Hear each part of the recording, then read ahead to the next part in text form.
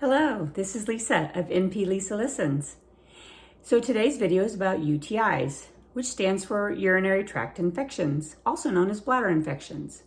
So first of all, they're more common in women than they are in men.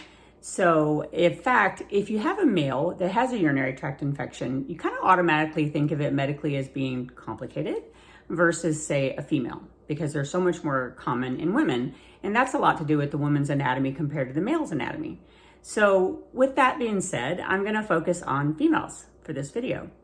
So what is a bladder infection? Well, we have the bladder, which is actually a sterile environment in there. And that's the way it needs to stay. So what happens is if a bacteria from say the skin or somewhere around the genitalia area gets up into the urethra, which is where the urine comes out, and travels up to the bladder, and then it can get in there and cause an infection.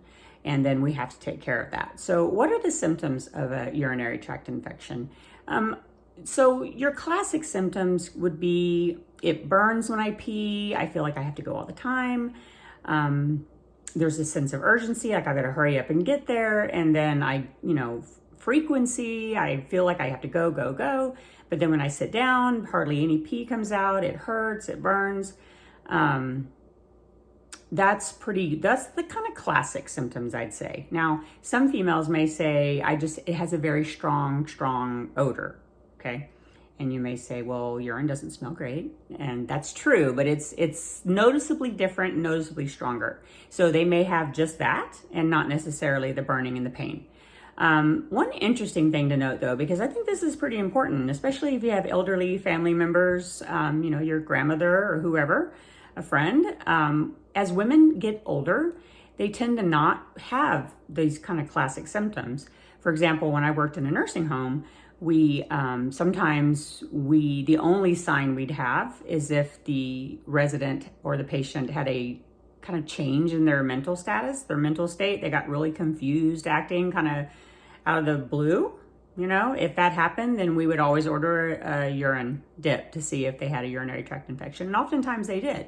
So it was interesting because that would be the only sign, a change in their mental status, extra confused. Treat the urinary tract infection, and then they were back to their normal baseline. So that's the difference in the symptoms. So what do you do when you think you have a bladder infection? So you go to your doctor's office and we do a urinalysis, which is a urine dip and runs through a machine. And what I tell my patients is there's 3 markers that we look at to see if they're present. That they don't all 3 have to be present, but they can be, maybe just 1, maybe 2. So those 3 are, 1 is blood. And if you see blood in the urine, and you don't always see it, it could be microscopic, but we will see it on that lab test, that strip. So if blood's present, yes, that can be a UTI. That can also be kidney stone though. So we want to kind of analyze, really get a feel of their symptoms. If someone's passing a urinary stone, kidney stone, they're going to have a lot of pain, probably in their back, kind of mid-back, and maybe along the flank on the side here. That's kind of a big difference with that. Now, there's another marker called nitrates or nitrites. And if that's positive, we say, all right, yep, that's it. Boom, you have one. And we definitely treat for that because there are some bacteria that put that out. And then the last one I look at is the leukocytes, which is white blood cells, part of our immune system, which is responding to the infection. So, again, they don't all have to be there. We kind of correlate that with what they're describing their symptoms to be. So if I'm not really 100% sure, then I may say, maybe you do, maybe it's just starting, I'm not really sure. So I'm going to send it to the lab for culture. And what they do in the lab is they take it, they put it on their little petri dish and they grow it out and they look in the microscope and they try to see if they can identify a bacteria that's causing an infection. And if they do identify one, they'll name it and then they'll send us a report with the name of the bacteria, how many colonies is there, and then what antibiotics will work.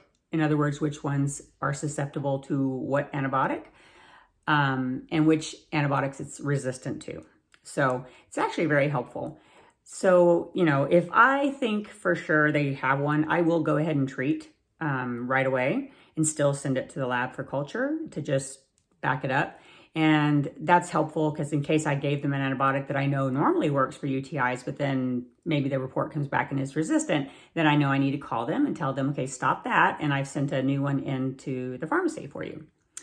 So that's about it. The one last thing I'd like to say is probably the best way to prevent urinary tract infections, and a lot of females don't know this actually, but after you have sexual intercourse, you need to get up right away and go to the bathroom. And just that simple act of urinating after kind of cleans out the urethra, and it's a really good way to prevent them.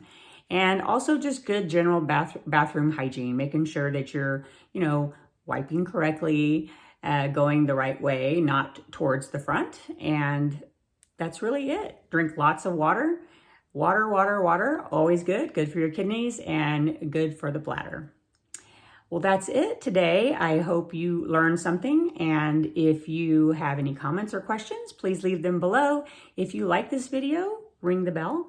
And if you'd like to see more, please subscribe.